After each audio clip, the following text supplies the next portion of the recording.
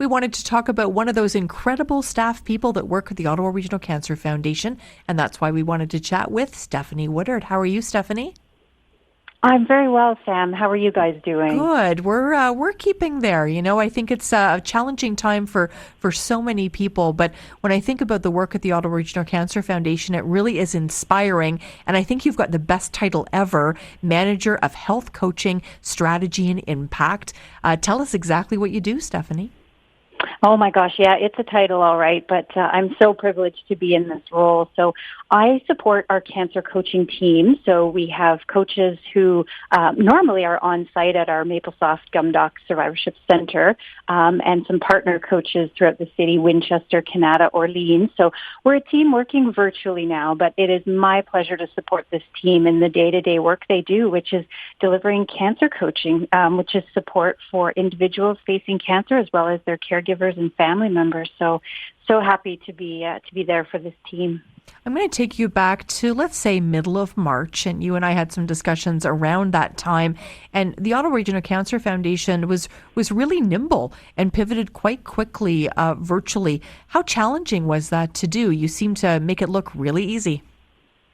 Yeah, well, there were some aspects that were very easy. I mean, we were blessed to have an amazing donor who was really looking to the future with us and wanted us to be, as you say, nimble and be on a platform that was ready to do things virtually and just ready to meet your client face-to-face without being face-to-face, having this virtual place to do this. So we already had this amazing coaching platform in place.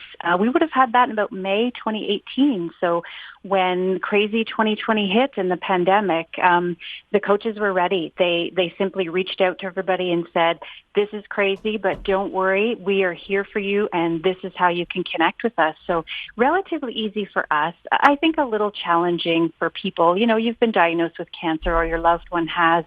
It's such a nice touch to sit across from that caring person who is there and giving you some space to share your story and looking to help you make those next steps. But you know what? We've learned to do it by phone, and we've learned to do it by a secure video chat. So it's still working well. And once our patients, the clients, everybody got on board with it, they realized that this is great. The help I need is still there. And in fact, some people realized that the help was there and easier to access because they didn't have to travel. Gosh, they didn't even have to get out of their pajamas if they didn't feel like it. And that is so important, to be there when people really need your service. And that's really the foundation of which your foundation is built on. And it really is a time where we need any kind of certainty, isn't it? Absolutely. You know, it's always been very important to us that the client takes the lead and they tell us what they need, what's, most interrupting their life at this moment and how we can help. So, doing that in person was always the way we were doing it, and now doing it virtually as well.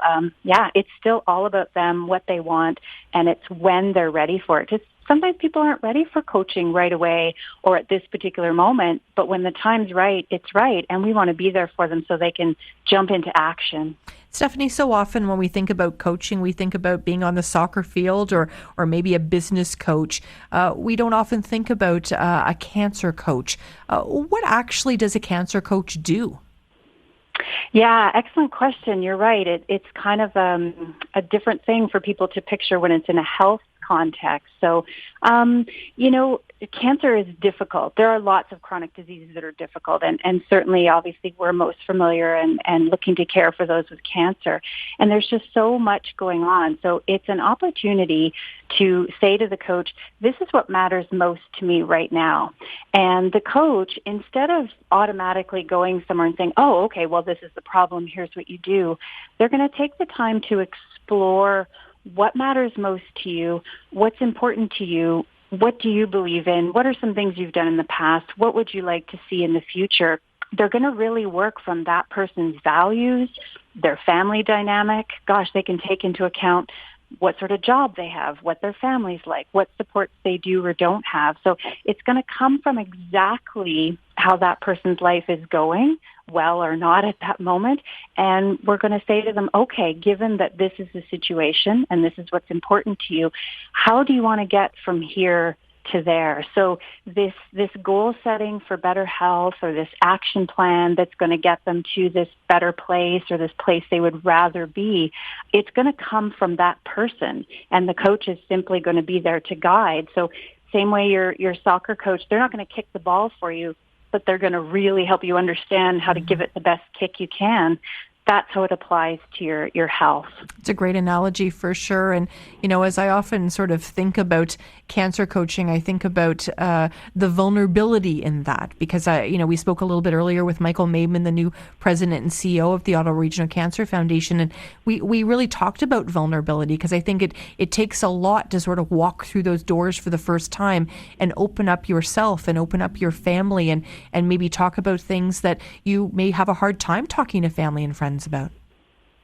Absolutely. So, first off, and every coach will tell you, no matter what kind of coaching they're doing, that it's about establishing the relationship and the trust. So that's number one. And sometimes that can be trickier when it's happening virtually, but our team is saying, no, we're making those connections, even if it's a little video screen. And the fact, as you say, people have to open up. So I think where a coach is also really helpful is they are that neutral person. So, if you have some fears or some really difficult things you want to talk about, but you would not want to talk about them in front of your family members where, you're trying to appear strong perhaps, or you just don't want to worry anybody. The coach is that neutral person, and they are absolutely non-judgmental. That's another key piece of coaching. So they provide that space. There's no judgment there. And I know right from the get-go, our team is amazing at helping people feel welcome, a little bit calmer than perhaps when they walk through that door, which, as you say, is a difficult thing to do. And sometimes I see that. I see the tense shoulders drop, and I see a little more calmness when people leave the building. And as I say, in this case, when they click off their video chat. And of course, the opportunity to connect with people, whether virtually or otherwise now, is really just allowed us to see how important those relationships are, whether it be with our cancer coach or with our family and friends. And, we think about so many people in Ottawa here that have been touched by cancer. It really, you don't have to go far to find someone whose life has been truly affected by cancer, whether they've seen a loved one go through it or they've gone through it themselves. Absolutely. I mean, we all hear the stats, 1 in 2 people in their lifetime. So you're absolutely right. It's touching all of us in one way, shape, or form. So, that's why we're here in the Cancer Foundation, and we've made it important and part of our mandate to bring this service out to people, because it's not an easy thing to go through, and nobody should have to go through that alone.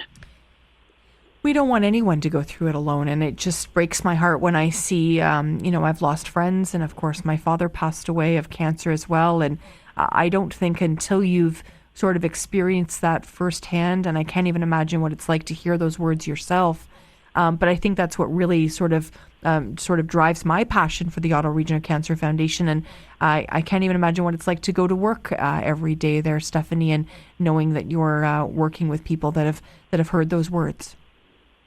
Yeah, absolutely. I mean, there are challenging days for sure, and a lot of people that I meet, when they do, find out what I do, they say, "Oh gosh, that must be really hard." And for sure it is. But you know what? The strength and the resilience that does lie within people, and sometimes they just need to talk to that coach to get a little bit of support and direction, and they realize that they actually had it in them the whole entire time. It's just really hard to find it. Like you say, when you hear those words, you have cancer. Everything that you knew how to do is kind of out the window for that moment. So although our coaches are incredible experts and they certainly have a lot to offer, what we see so often is the strength and the ability and the skills, if you will, that people need to get through this. They have it, and that deep down courage that, again, so many of us have, it's there. It's just helping them go and get it. So I'm really actually very honored, and I feel that most days are extremely positive, watching people find that strength and make a decision and go forward in a different way that's going to be better for them. So, but thanks for asking. We only have a couple of minutes left. So maybe in 30 seconds or so, tell us what words of wisdom you would give to someone that may be on the fence about making those steps towards a cancer coach.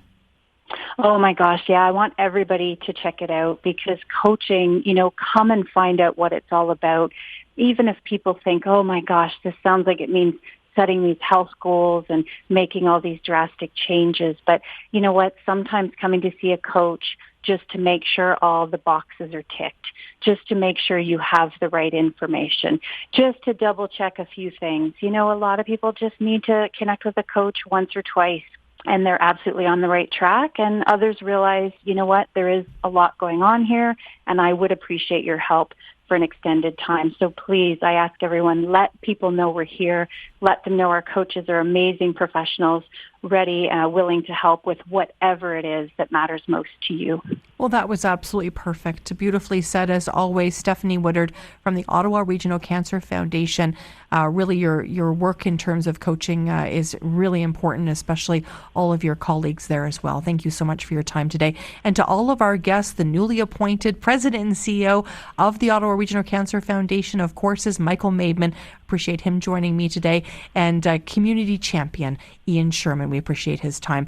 If you can, certainly reach out to the Ottawa Regional Cancer Foundation. They'll be happy to hear from you. Thanks so much for spending time on An Hour to Give.